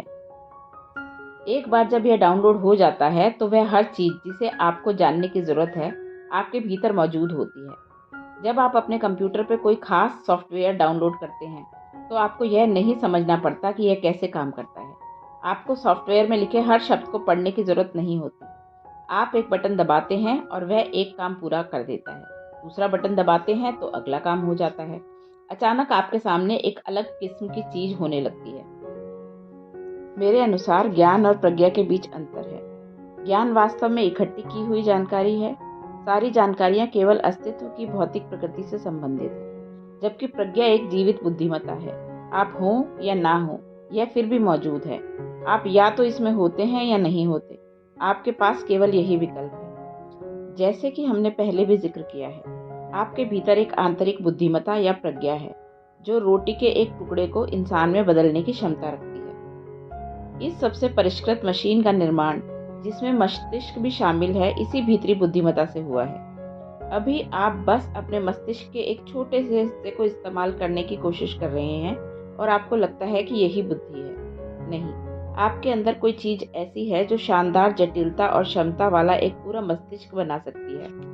वह कोई चीज़ एक बिल्कुल अलग तरीके से काम करती है। उदाहरण के लिए, मैं दिमाग से नहीं बल्कि अपने शरीर की हर कोशिका से सोचता हूँ। मेरे विचार एक संगठित, अटूट और एकीकृत प्रक्रिया है। इसमें काफ़ी हद तक एकीकरण है, क्योंकि इसमें मेरा सब कुछ शामिल होता है। मेरे मन में तब तक कोई विचार नहीं आते जब तक कि मैं कुछ सोचना न चाहूँ। इस अस्तित्व में कभी कुछ भी अकारण नहीं हुआ। मानव समाज में ही चीज़ें बेवजह है। जीवन के इस अंश और जीवन के उस अंश के बीच तुलना की जा सकती है, लेकिन उस बुद्धिमत्ता के लिए जो सारे जीवन को रच और चला रही है, न कोई कारण है और न ही कोई तुलना है, क्योंकि कुछ दूसरा है ही नहीं। आप यह नहीं कह सकते कि यह अभी ठीक जगह पर है या नहीं। यह हमेशा ठीक जगह पर होती है। इसके लिए होने का कोई दूसरा तरीका नहीं है। और योग का लक्ष्य बस यही है, इस सिर में भरी सारी जानकारी से ब्रह्मांडीय बुद्धिमत्ता या प्रज्ञा की तरफ बढ़ना। लोग अक्सर ब्रह्मांड की अनंत प्रज्ञा के बजाय मानव मस्तिष्क की सीमित बुद्धि को चुन लेने का कितना दुखद चुनाव कर डालते हैं। साधना। मन से बस यह ख्याल निकालने की कोशिश कीजिए कि विचार ही बुद्धिमत्ता है। एक परमाणु से लेकर विशाल ब्रह्मांड तक के सृजन की संपूर्ण प्रक्रिया प्रज्ञा की एक अद्भुत अभिव्यक्ति है। अभी आपके शरीर के अंदर एक स्पंदित होती बुद्धिमत्ता मौजूद है, जो सृष्टि का ही स्रोत है। क्या आप अपनी बुद्धि से, जिसे आप बहुत काबिल समझते हैं, अपने शरीर के सिर्फ एक कोशिका के क्रियाकलाप को उसकी संपूर्णता में समझ सकते हैं? बुद्धि के फंदे से विशाल प्रज्ञा की गोद में जाने के लिए पहला कदम यह पहचानना है कि जीवन का हर पहलू, रेत के एक कण से लेकर पहाड़ तक, एक बूंद से लेकर सागर तक, परमाणु से ब्रह्मांड तक, आपकी क्षुद्र बुद्धि की तुलना में एक कहीं विशाल प्रज्ञा की अभिव्यक्ति है। अगर आप यह एक कदम उठा लेते हैं तो जीवन आपसे बोलने लगेगा जैसे पहले कभी नहीं हुआ होगा। मन एक कल्प वृक्ष। आपका मन 5 अलग अलग अवस्थाओं में हो सकता है। आपका मन निष्क्रिय हो सकता है। इसका मतलब हुआ कि यह बिल्कुल भी सक्रिय नहीं है। यह शुरुआती अवस्था में है। अगर आप इसे ऊर्जावान बनाते हैं तब यह सक्रिय हो जाता है, लेकिन बिखरा रहता है। अगर आप इसे अधिक ऊर्जावान बनाते हैं तब यह बिखरा तो नहीं रहता, लेकिन इधर उधर डोलता है। अगर आप इसे और अधिक ऊर्जावान बनाते हैं तो यह एक लक्ष्य पर केंद्रित हो जाता है। जब आप इसे और भी अधिक ऊर्जावान बनाते हैं तो यह सचेतन हो जाएगा। और अगर आपका दिमाग सचेतन है तो यह जादू बन जाता है, एक चमत्कार बन जाता है। तब यह परे जाने के लिए एक सेतु बन जाता है। निष्क्रिय मन कोई समस्या नहीं है। एक ऐसा इंसान जो सरल मन वाला है, जिसकी बुद्धि कुलबुला नहीं रही, उसे कोई समस्या नहीं है। वह ठीक से खाता है और अच्छे से सोता है। जो लोग बहुत अधिक सोचते हैं, ठीक से खा नहीं सकते और ठीक से सो नहीं सकते। सरल हृदय वाले लोग दुनिया के तथाकथित बुद्धिजीवियों की तुलना में अपने शरीर के सारे क्रियाकल्प काफी अच्छी तरह से करते हैं। उनके अंदर एक तरह की शांति होती है, क्योंकि खलल और गड़बड़ी पैदा करने के लिए आपको थोड़ी बुद्धिमत्ता की जरूरत होती है। एक निष्क्रिय मन मनुष्य की तुलना में जानवर प्रकृति के अधिक निकट होता है। जिस पल आप थोड़ी ऊर्जा से भरते हैं, मन सक्रिय हो उठता है, लेकिन अक्सर यह बिखरा रहता है। कुछ लोग जब आध्यात्मिक अभ्यास की शुरुआत करते हैं तो उन्हें मानसिक उत्तेजना के एक नए स्तर का अनुभव होता है। अगर वे अनुकूल वातावरण में नहीं हैं तो हो सकता है कि वे उसे संभाल ना पाएं। सिस्टम में ऊर्जा के नए स्तर से पैदा हुई मानसिक हलचल को वे खलल समझ सकते हैं। आजकल लोगों के अंदर एक मनोविकार फैल रहा है। उनमें हर नई चीज से डरने की प्रवृत्ति होती है, लेकिन वास्तव में वे बस निष्क्रियता और जीवंतता के बढ़े हुए स्तर की ओर जा रहे हैं। जिन लोगों का मन बहुत बिखरा हुआ है, जब वे आध्यात्मिक अभ्यास शुरू करते हैं तो वे ऐसी स्थिति में पहुंचते हैं जहां मन का बिखराव कम हो जाता है, लेकिन अब मन डावाडोल हो जाता है। एक दिन वह इधर जाता है, अगले दिन उधर जाता है। हालांकि बिखराव की तुलना में यह काफी बड़ा सुधार है, क्योंकि पहले मन हर पल 10 जगहों पर भटकता था। अगर मन पहले ही डोलने वाला हो और उसे अधिक ऊर्जावान बनाया जाता है तो मन धीरे धीरे केंद्रित हो जाता है। इसे योग में हम एकनिष्ठ कहते हैं। यह पिछली अवस्था से कहीं ज्यादा अच्छा है, लेकिन मन की उच्चतम अवस्था इसके सचेतन बन जाने की है। यंत्रों की दृष्टि से आपका कंप्यूटर, कार या अंतरिक्ष यान नहीं, बल्कि मानव मन सबसे चमत्कारी चीज है, बशर्ते आप इसे सचेतन होकर इस्तेमाल कर सकें। ऐसा क्यों होता है कि किसी इंसान को सफलता बड़ी आसानी और सहजता से मिल जाती है, जबकि दूसरे के लिए यह संघर्ष बन जाती है। इसका कारण वास्तव में बस इतना है, पहले इंसान ने अपने मन को उस तरह से सोचने के लिए व्यवस्थित कर लिया है जैसे वह चाहता है, जबकि दूसरा अपने ही हित के खिलाफ सोचता है। एक सुस्थापित और सुव्यवस्थित मन को कल्पवृक्ष कहते हैं, यानी मनचाहा वरदान देने वाला पेड़। इस तरह का मन होने पर आप जो भी मांगते हैं वह साकार हो जाता है। आपको बस इतना करना है कि मन को उस हद तक विकसित करें जहां यह एक कल्पवृक्ष बन जाए, ना कि पागलपन का स्रोत। जो मन अपनी चुनी हुई हर चीज को साकार कर सकता है, योग में उसे संयुक्ति की अवस्था कहते हैं। यह संभाव से पैदा होने वाली निपुणता है। एक बार जब आपके विचार व्यवस्थित हो जाएं, तो आपकी भावनाएं भी व्यवस्थित हो जाएंगी। धीरे धीरे आपकी ऊर्जाएं और शरीर भी उसी दिशा में व्यवस्थित हो जाते हैं। हालांकि इन आयामों को आप जिस क्रम में संभालते हैं वह अलग हो जाता है। यह इस पर निर्भर करता है कि आप किसके लिए तैयार हैं। आपकी वास्तविकताओं के संदर्भ में अधिकतर लोग किसी भी तरह की व्यवस्था के लिए तब तक तैयार नहीं होते जब तक कि उन्हें इसके बारे में बौद्धिक स्तर पर यकीन न हो जाए। अंततः एक बार जब आपके विचार, भावनाएं, शरीर और ऊर्जाएं एक दिशा में केंद्रित हो जाती हैं, तब आप जो चाहते हैं उसकी रचना और उसे प्रकट करने की आपकी क्षमता अविश्वसनीय होती है। आज आधुनिक विज्ञान ने यह साबित कर दिया है कि संपूर्ण अस्तित्व बस एक ऊर्जा का स्पंदन है और एक अंतहीन कंपन। विचार भी कंपन होते हैं। अगर आप एक शक्तिशाली विचार पैदा करते हैं तो उसे बाहर भेजते हैं, तो वह हमेशा खुद को साकार करेगा। उसके घटित होने के लिए यह जरूरी है कि आप नकारात्मक और आत्मघाती विचारों का सिलसिला पैदा करके अपने विचार को अवरुद्ध और कमजोर न बनाएं। आमतौर पर लोग नकारात्मक विचारों को दूर करने के लिए आस्था का सहारा लेते हैं। एक बार जब आप एक सोचने वाले इंसान बन जाते हैं, जब आपके मन में कहीं ना कहीं संदेह जरूर उठते हैं।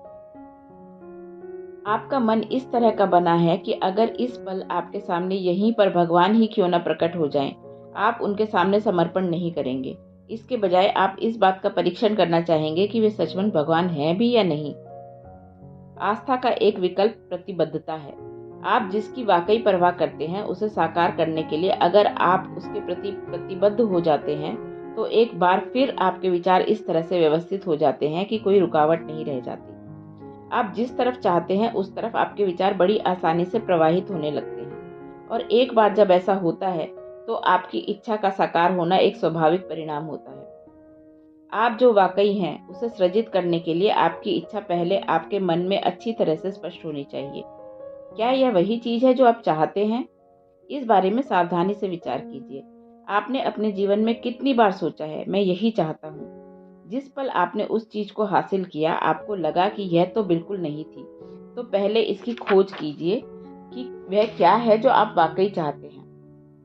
एक बार जब वह स्पष्ट हो जाती है और आप उसे अपनाने के लिए प्रतिबद्ध हो जाते हैं, तब आप उस दिशा में विचार की एक अनवरत प्रक्रिया पैदा कर देते हैं। जब आप बिना दिशा बदले विचार का स्थिर प्रवाह कायम रखते हैं, तब वह आपके जीवन में एक वास्तविकता की तरह प्रकट हो जाएगा। कुछ यौगिक प्रक्रियाएं ऐसी हैं जिनके द्वारा आप बुद्धिमत्ता के एक दूसरे आयाम को स्पर्श कर सकते हैं, जिसे चित्त कहते हैं। हमने पहले इसके बारे में जिक्र किया है कि यह स्मृति से दूषित नहीं है। चित्त की शक्ति हासिल करने को चित्त शक्ति कहते हैं। यह एक सरल और शक्तिशाली प्रक्रिया है जिसके माध्यम से आप अपने भीतर सृष्टि के ही स्रोत तक पहुंच सकते हैं। दिल और दिमाग का समीकरण। लोग अक्सर कहते हैं कि उनका दिमाग उन्हें एक दिशा में ले जाता है और दिल दूसरी दिशा में। योग में जो बुनियादी तथ्य हम स्थापित करते हैं वह है, आप व्यक्ति के तौर पर एक इंसान हैं, अकेले संपूर्ण प्राणी। दिमाग और दिल अलग अलग नहीं हैं, आप संपूर्ण एक हैं। चलिए सबसे पहले यह समझते हैं कि किन चीजों को दिमाग और दिल कहा जा रहा है। आमतौर पर आप अपने विचारों को दिमाग से जोड़ते हैं और अपनी भावनाओं को दिल से। मैं चाहता हूं कि आप इस बात पर सावधानी से और पूरी ईमानदारी से गौर करें। आपको एहसास होगा कि आप जैसा सोचते हैं वैसा ही महसूस करते हैं, लेकिन यह भी सच है कि आप जिस तरह से महसूस करते हैं उसी तरह से सोचते हैं। इसी कारण से योग में विचार और भावना को एक ही चीज के हिस्से की तरह शामिल किया जाता है। इसे मनोमय कोश या मानसिक शरीर कहते हैं। आमतौर पर आप जिसे दिमाग कहते हैं वह विचार प्रक्रिया या बुद्धि है, लेकिन वास्तव में मन के कई आयाम हैं। एक तार्किक पहलू है और दूसरा गहन भावनात्मक पहलू। दिमाग के ज्यादा गहरे आयाम को दिल कहा जाता है। लेकिन योग में इस गहन भावनात्मक दिमाग को मानस कहते हैं। मानस स्मृति की एक जटिल मिश्रण है जो भावनाओं को एक खास तरीके से चलाता है। इसीलिए जिस तरह से आप महसूस करते हैं और जिस तरह से आप सोचते हैं, दोनों ही दिमाग की गतिविधियां हैं। यह बिल्कुल सीधी बात है। अगर मैं सोचता हूँ कि आप एक बहुत शानदार इंसान हैं, तो आपके प्रति मेरी भावनाएं मधुर होंगी। अगर मैं सोचता हूँ कि आप एक बहुत घटिया इंसान हैं, तो मेरी भावनाएं आपके प्रति बुरी होंगी। अगर आप किसी को अपना दुश्मन बना लें, तो फिर उससे प्रेम करने की कोशिश करना आपके लिए बहुत मुश्किल काम होगा। हमें जीवन के आसान पहलुओं को मुश्किल बनाने की ज़रूरत नहीं है। आप जैसा सोचते हैं वैसा ही महसूस करते हैं, लेकिन आपको अपने अनुभव में विचार और भावना अलग अलग चीज़ें लगती हैं। ऐसा क्यों है? ऐसा इसीलिए है क्योंकि विचारों में एक तरह की स्पष्टता होती है और वे तुरंत पैदा होते हैं, जबकि भावनाएं धीमी गति से बनती हैं। आज आप सोचते हैं कि वह बड़ा शानदार इंसान है और आपकी भावनाएं मधुर हैं। अचानक वह कुछ ऐसा करता है जो आपको अच्छा नहीं लगता और आप सोचते हैं कि वह बहुत घटिया इंसान है। आपके विचार तुरंत आपसे कहते हैं कि वह बुरा है, लेकिन आपकी भावना अचानक नहीं बदल सकती। वह संघर्ष करती है। अगर भावना अभी मधुर है, तो अगले ही पल वह कड़वी नहीं हो सकती। उसे बदलने में वक्त लगता है। पलट जाने के लिए वह समय लेती है। इसमें 3 दिन, 3 महीने या फिर 3 साल भी लग सकते हैं, जो इस बात पर निर्भर करता है कि आपकी भावनाएं कितनी गहरी हैं। लेकिन कुछ समय बाद ही उनमें बदलाव आएगा। दिमाग और दिल के बीच इस टकराव को पैदा करने का कोई लाभ नहीं। भावना विचार का बस एक रसीला हिस्सा है। आप उसकी मधुरता का आनंद ले सकते हैं, लेकिन यह विचार ही है जो हमेशा भावनाओं को जन्म देता है, चाहे आप इसे माने या ना माने। भावनाएं पूरी तरह से स्थिर नहीं रहती।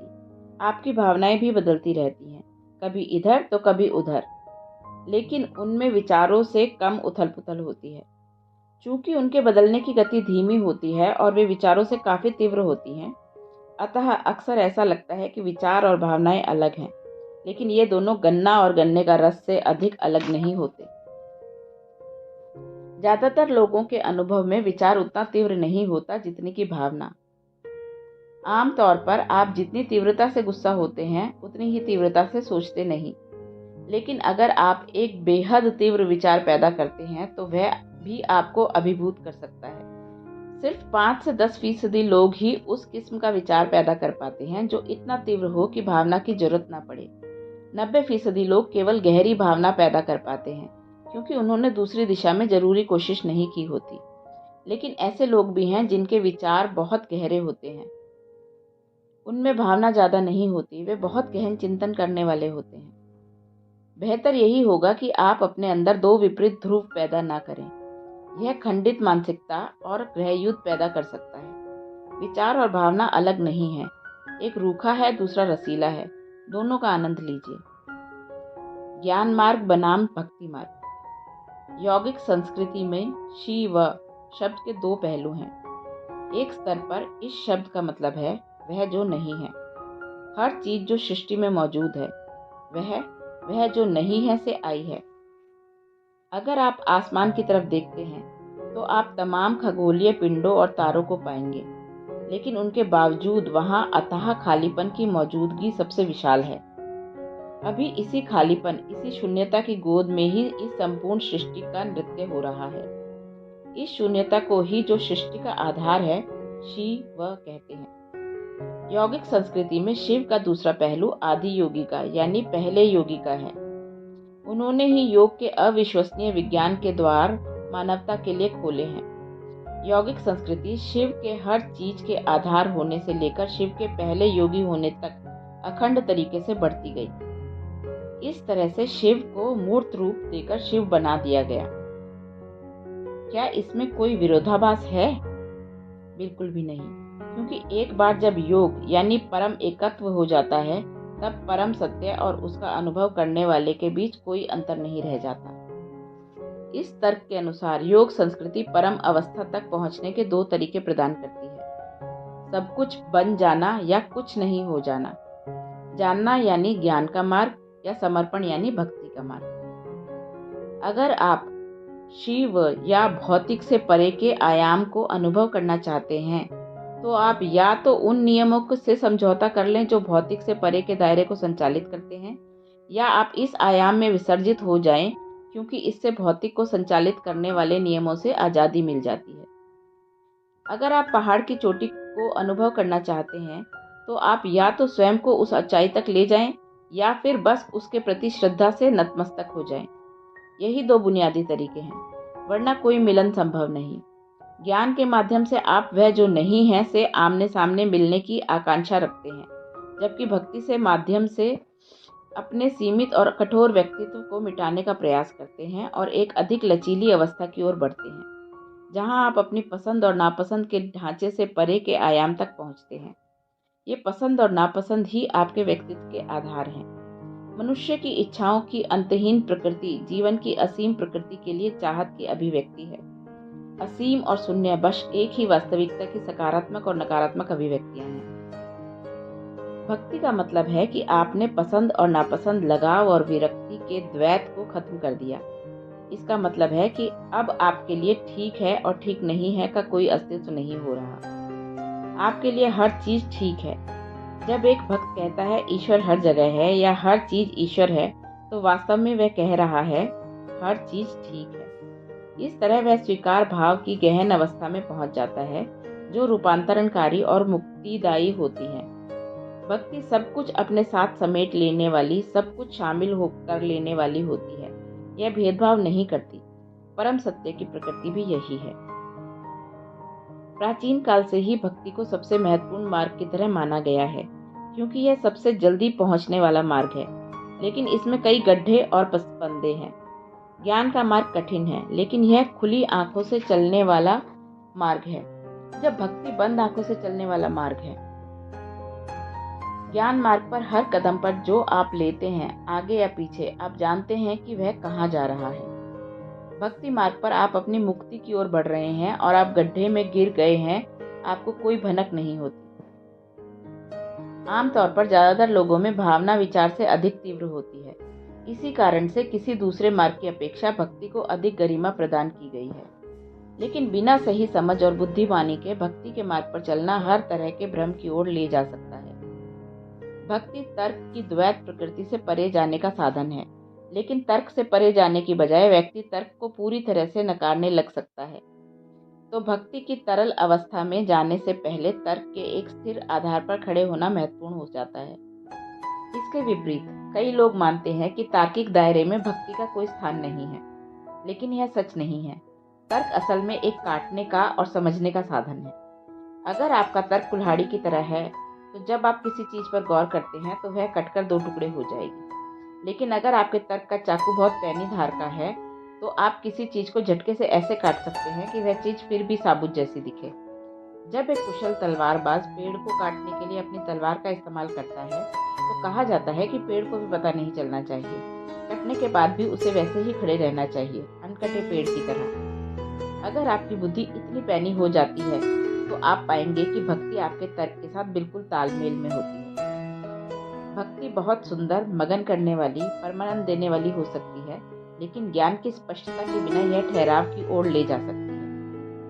दूसरी तरफ भावनाओं के बिना आध्यात्मिक अभ्यास बंजर, रूखे, बेजान बन सकते हैं। बिना भक्ति के स्पर्श के आपका ज्ञान बाल की खाल निकालना बन जाता है। जैसे कि मैंने पहले कहा, अगर आप पहाड़ की चोटी को अनुभव करना चाहते हैं, तो आप या तो स्वयं को उस ऊंचाई तक ले जाएं या फिर बस उसके प्रति श्रद्धा से नतमस्तक हो जाएं। भक्त जानता है कि अगर आप ऊपर चढ़ने में सफल हो गए, तो भी आपको चोटी की बगल में खड़ा होना होगा, लेकिन अगर आप घाटी बन जाते हैं, तो आप पूरे पहाड़ को अपनी गोद में ले लेते हैं। योग का नशा। ऐसा कहा जाता है कि आदि योगी शिव सोमरस यानी चंद्रमा का नशीला रस पीते थे। उन्होंने बस चंद्रमा की किरणों के सार तत्व को आत्मसात कर लिया था और हमेशा उसके नशे में धुत रहते थे। योगी सुख के खिलाफ नहीं है, लेकिन वे छोटे छोटे सुख से संतुष्ट होने को तैयार नहीं। बस इतनी ही बात है। वे जानते हैं कि अगर आप एक गिलास शराब पीते हैं, तो आपको बस थोड़ा नशा होता है, लेकिन अगली सुबह आपके सिर में दर्द रहता है। योगी इससे संतुष्ट नहीं होते। नशे का आनंद उठाने के लिए आपको नशे में होते हुए भी पूरी तरह से सतर्क होना होगा।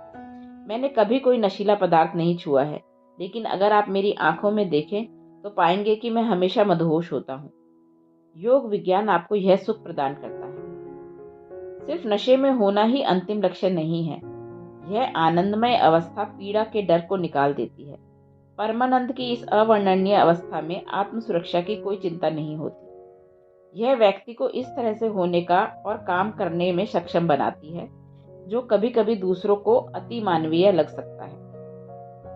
जब आत्म सुरक्षा खो जाने की चिंता आपके मन से पूरी तरह से निकल जाए, तभी आप जीवन की खोज करने की हिम्मत करेंगे, वरना आप सिर्फ उसे बचाना चाहेंगे। एक बार जब आपके जीवन से पीड़ा का डर दूर हो जाता है, तब आप किसी भी स्थिति में बेहिचक कूद सकते हैं। अगर आपको शाश्वत नरक में भी जाना पड़े तो आप वहां खुशी खुशी चले जाएंगे, क्योंकि आपके अंदर पीड़ा का कोई डर नहीं है।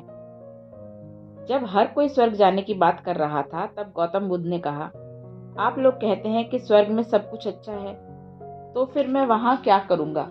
मैं नरक चला जाता हूँ और दूसरों की सहायता करने के लिए कुछ करता हूँ, क्योंकि वैसे भी मुझे कोई पीड़ा नहीं हो सकती। जब तक दुख तकलीफ का डर बना रहता है, आप जीवन के अधिक गहरे आयामों को खोजने की हिम्मत नहीं करेंगे। सिर्फ इस शरीर को सुरक्षा की जरूरत होती है। आपके भीतर किसी और चीज को सुरक्षा नहीं चाहिए।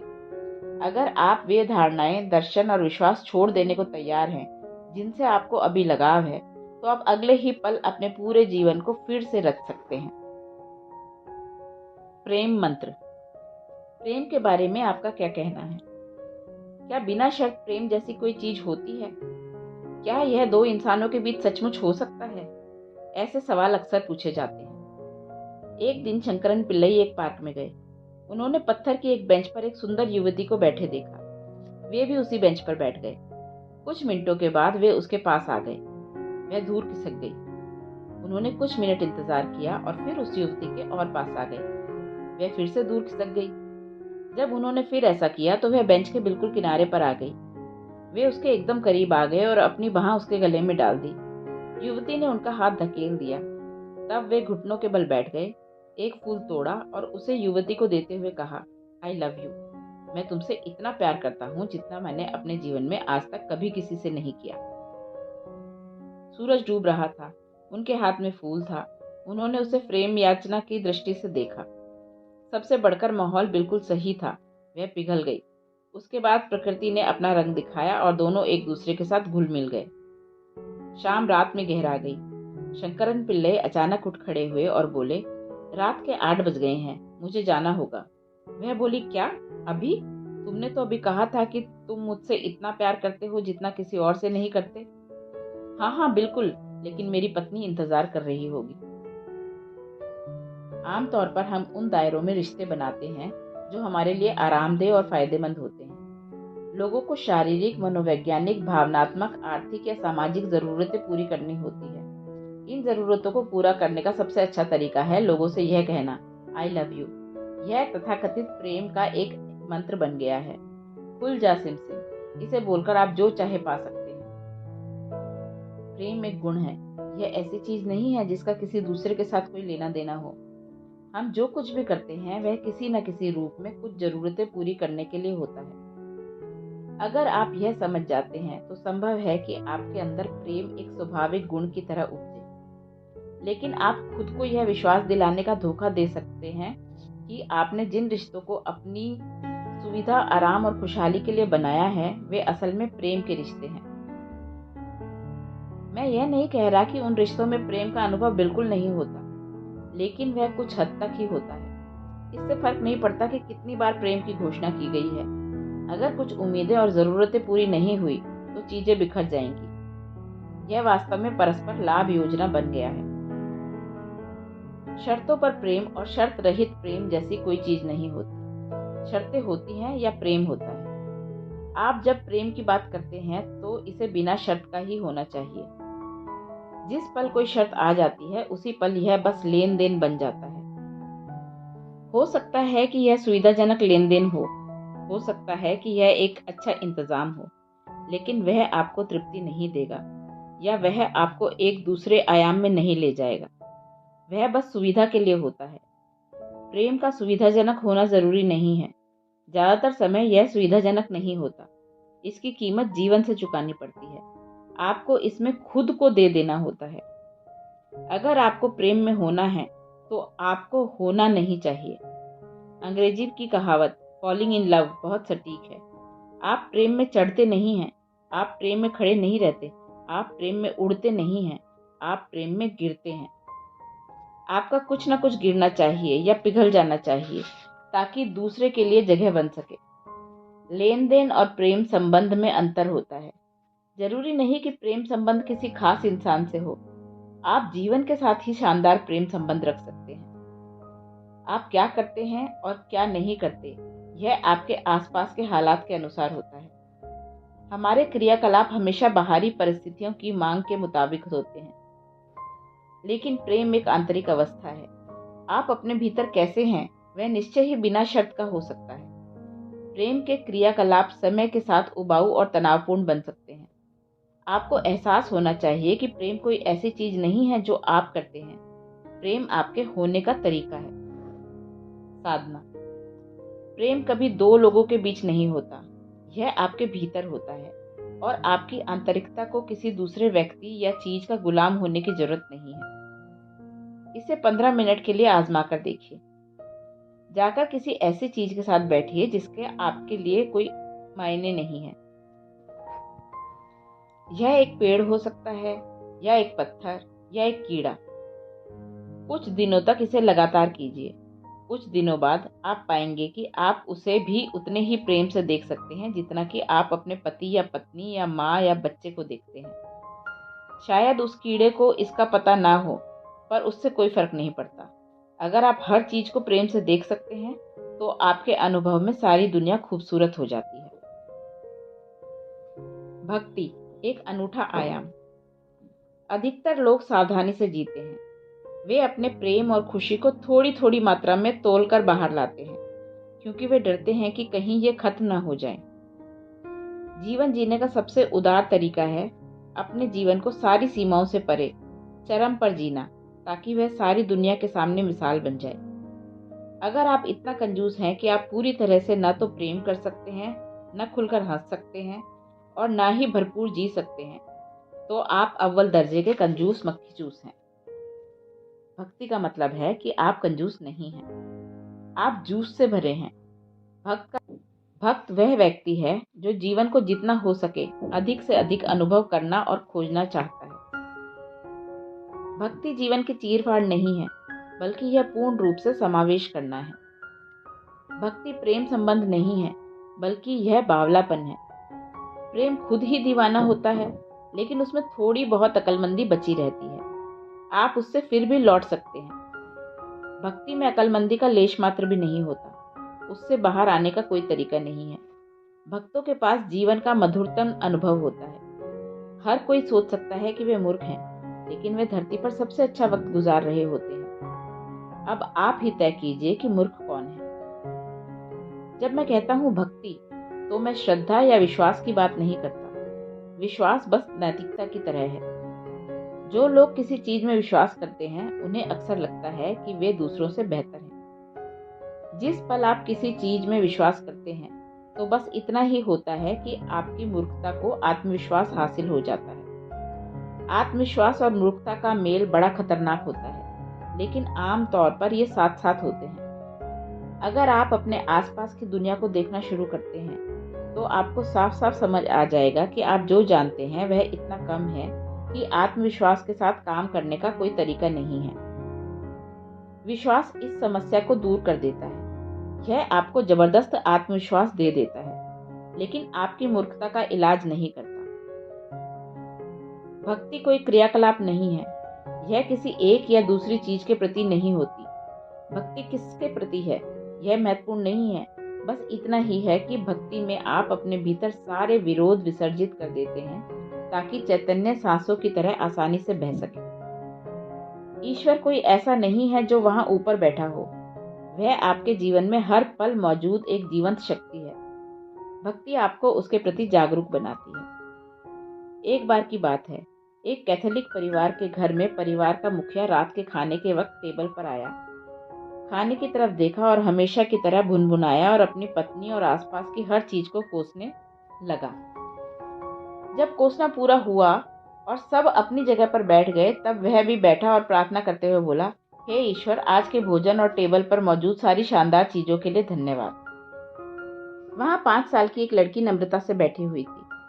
आपने देखा होगा कि 5 साल के बच्चों के लिए हमेशा एक तकिया या कुशन कुर्सी पर रखा जाता है ताकि वे टेबल तक पहुँच सकें, लेकिन फिर भी वे प्लेट तक वाकई कभी नहीं पहुँच सकते। तो उस 5 साल की लड़की ने, जिसकी गर्दन तक टेबल थी, सिर ऊंचा करके कहा, डैडी, क्या ईश्वर हमेशा हमारी सारी प्रार्थनाएं सुनते हैं?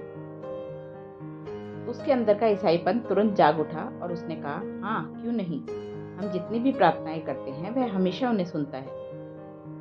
तब वह लड़की कुर्सी में थोड़ा और नीचे धंस गई, क्योंकि वह विचारों में डूब गई थी। कुछ देर बाद उसने सिर निकाल कर कहा, लेकिन डैडी, क्या वह दूसरी बातें भी सुनता है जो हम कहते हैं? हाँ, हमारे जीवन के हर पल ईश्वर हर चीज को सुन और देख रहे हैं जो हम कहते हैं और करते हैं। तब वह फिर थोड़ा और नीचे हुई और पूछा, डैडी, तब वो किन बातों पर विश्वास करते हैं? मुझे बताइए, भगवान को किस पर विश्वास करना चाहिए, आपकी प्रार्थना पर या आपकी गालियों पर? वह जरूर पूरी तरह से भ्रमित हो गया होगा। उसने हार मान ली होगी, क्योंकि हम जीवन के सबसे सूक्ष्म पहलुओं को भी व्यवस्थित या संस्थागत बना देते हैं।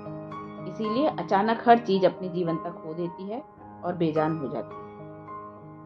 हर किसी के मुंह से वही शब्द तोते की तरह बोले जाते हैं, लेकिन उनके कोई मायने नहीं रह जाते। जब हम ऐसी कोई चीज कहते हैं जिसके हमारे लिए कोई मायने नहीं होते, जो हमारे भीतर वाकई आग की तरह नहीं जलती, तो यह झूठ बोलने के समान है। तब चुप रहना वास्तव में बेहतर होगा।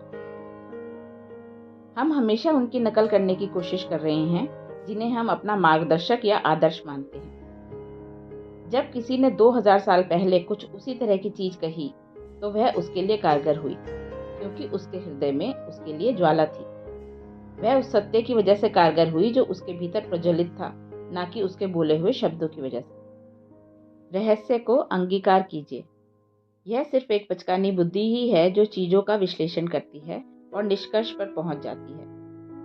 अगर आपकी बुद्धि काफी विकसित और परिपक्व है, तब आपको एहसास होता है कि आप जितना ज्यादा विश्लेषण करते हैं, किसी निष्कर्ष से आप उतने ही ज्यादा दूर होते हैं। अगर आप जीवन के किसी भी पहलू में गहराई में जाते हैं, तो आप किसी भी नतीजे से दूर और दूर चले जाएंगे।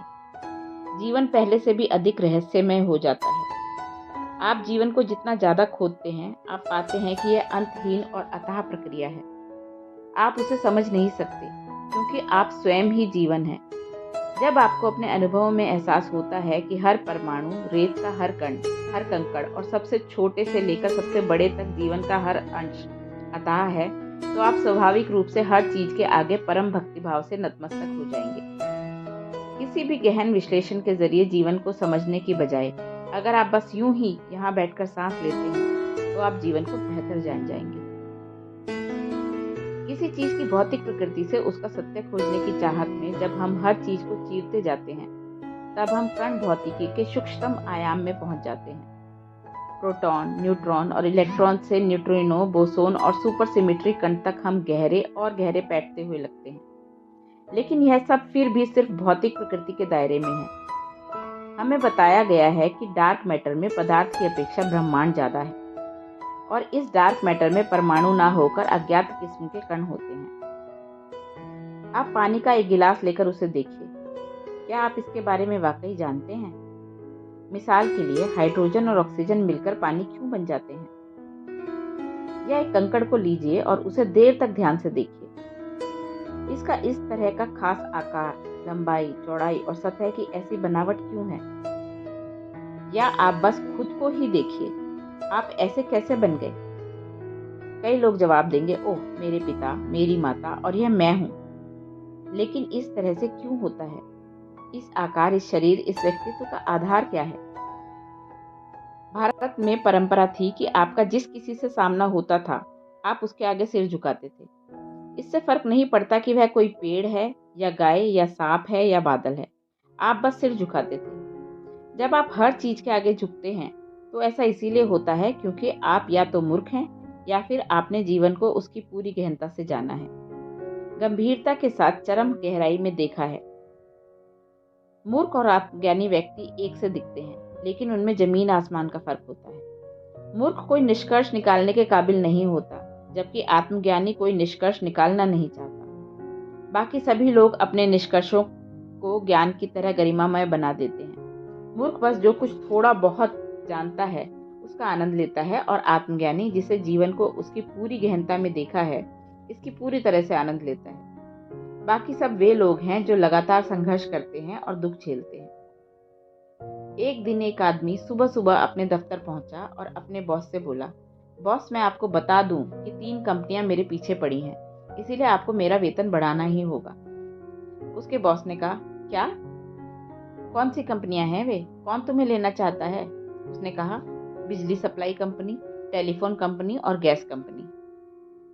तो तथाकथित स्मार्ट लोगों के पीछे, जिन्होंने जीवन के बारे में अपने ठोस निष्कर्ष निकाले हुए हैं, हमेशा कोई चीज होती है, या फिर वे हमेशा किसी चीज का पीछा करने में व्यस्त रहते हैं। एक मूर्ख शांति से बैठ सकता है, एक आत्मज्ञानी शांति से बैठ सकता है, बाकी लोग नहीं बैठ सकते। भक्ति आपके मार्ग की सारी बाधाओं को विसर्जित करने का आसान तरीका है। जो लोग बंदर सरीखे मन की बकबक रोकने के लिए संघर्ष कर रहे हैं, अगर वे भक्त बन जाते हैं तो बकबक छूमंतर हो जाएगी। अगर आप झुकना, हर चीज को खुद से ऊंचा मानना सीख लेते हैं, तो यह आपके आत्मसम्मान के लिए ठीक नहीं लगता। लेकिन भक्त बनने का मतलब यह नहीं है कि आपको जैसा चाहे नचाया जा सकता है। जो झुकना जानता है वह टूटेगा नहीं। इसी कारण आपको हर सुबह हठ योग करने को प्रेरित किया जाता है, ताकि आपका शरीर टूटे नहीं। आपके अंदर हर चीज के साथ ऐसा ही है। दुर्भाग्य से इन दिनों तथाकथित आध्यात्मिक गुरु भी आत्मसम्मान के बारे में बातें कर रहे हैं। आत्म और सम्मान दोनों ही समस्या है। दोनों बेहद सीमित चीजें हैं, दोनों ही नाजुक हैं, दोनों हमेशा असुरक्षित रहेंगे। अगर आपके अंदर सम्मान की चाह नहीं है तो बहुत अच्छा है। अगर आपके पास आत्म यानी अहम नहीं है तो यह शानदार बात है। साधना। जब आप किसी चीज को खुद से बहुत विशाल जैसा अनुभव करते हैं, तो स्वाभाविक रूप से आप उसके आगे झुक जाएंगे। अगर आप भक्त बनना चाहते हैं, तो अपने जीवन में जागते हुए क्षणों के दौरान हर घंटे में कम से कम एक बार आप हाथ जोड़ें और किसी चीज के सामने झुकें। इससे फर्क नहीं पड़ता कि वह कौन है या क्या है। यह जरूरी है कि उसमें चुनाव ना करें। आप जो कुछ भी देखें, बस अपना सिर झुकाएं, चाहे वह एक पेड़ हो, पहाड़ हो, कुत्ता हो, बिल्ली हो या कुछ भी। इसमें शरीर की हरकत जरूरी नहीं है। यह एक आंतरिक कार्य हो सकता है। बस ऐसा दिन भर कीजिए, हर घंटे पर। कोशिश कीजिए कि यह हर मिनट हो सके। जब ऐसा हर मिनट पर हो, तब इसके लिए अपने हाथों और शरीर का इस्तेमाल करना जरूरी नहीं है। आप बस अपने मन में कीजिए। एक बार जब यह आपके होने का तरीका बन जाता है, तब आप भक्त होते हैं। अगर आप अपना पूरा जीवन भी लगा दें, तब भी आप एक पत्ती या एक हाथी या एक चींटी या एक परमाणु को नहीं समझ पाएंगे। आप डीएनए के एक अणु को भी समझ पाने में असमर्थ हैं। हर चीज जो आप समझ नहीं सकते, वह अस्तित्वगत बुद्धिमत्ता है और आपकी बुद्धिमत्ता से उच्च अवस्था में है। जब आपको इसका एहसास होता है, जब आप वाकई यह देख पाते हैं, तो आप भक्त होते हैं। भक्त ऐसा व्यक्ति है जो उसमें विसर्जित होने को तैयार है जिसके प्रति उसकी भक्ति है। अगर आप जीवन के भक्त हैं, तो आप उसके साथ एक हो जाएंगे। आप जीवन प्रक्रिया के प्रति बाहरी व्यक्ति मत बनिए, भक्त बन जाइए, विसर्जित हो जाइए।